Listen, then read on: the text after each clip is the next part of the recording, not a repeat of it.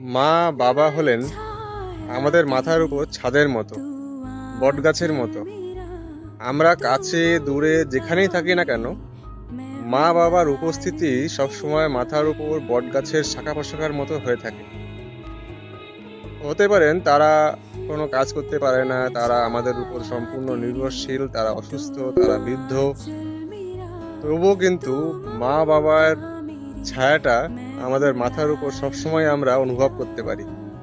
যেদিন তারা চলে যাবেন, যেদিন আমরা তাদেরকে হারিয়ে ফেলবো, আপনি যত বড়ই ব্যক্তি হন না কেন, আপনি বেশ অনুভব করতে পারবেন যে আপনার মাথার উপর সেই বটগাছের ছায়াটা আর নেই। তো বন্ধুরা, যাদের কাছে মা বাবা এখনো আছেন, তাদের উদ্দেশ্যে বলবো, আপনারা মা বাবাকে বুঝতে শিখুন, তাদেরকে সময় দিন, তাদের খেয়াল রাখুন, তাদের সঙ্গে কথা বলুন, তাদেরকে মন খুলে ভালোবাসুন। তারা একবার চলে গেলে তখন আফসোস করা ছাড়া আর কিছুই করার থাকবে না। রাধে রাধে।